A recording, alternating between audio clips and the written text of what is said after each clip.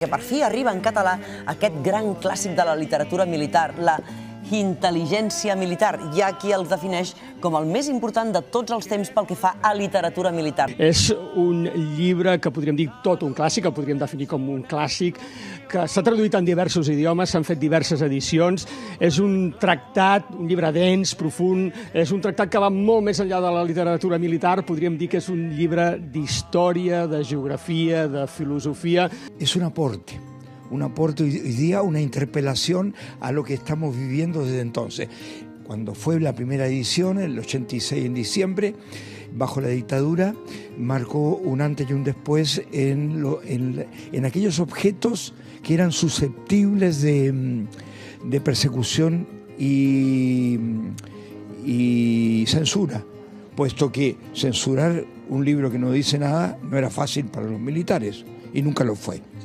Bueno, primer la vaig encarar amb molt de respecte, perquè és una obra, aquí no tant, perquè acaba d'arribar, però força venerada, sobretot al país de naixement, a Xile, però també a l'Argentina, a Mèxic, etc.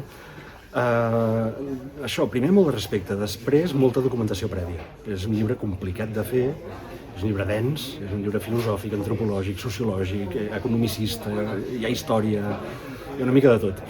Per tant, és d'aquelles obres que abans de posar-t'hi n'has de saber tu una mica tant o més que l'autor. I finalment, doncs, és una feina feixuga i alhora molt plaent, perquè és un escriptor que escriu molt bé. O sigui, ningú sap qui és, però almenys els seus textos els tenim i és un escriptor que amb les idees molt elaborades, molt lúcid, molt exigent també pel lector.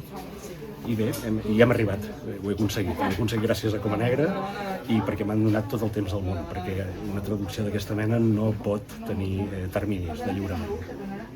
Hay quienes lo ojean para olerlo, quienes lo miran y lo ignoran, quienes lo miran y se ríen, quienes lo abren y caen en el pánico.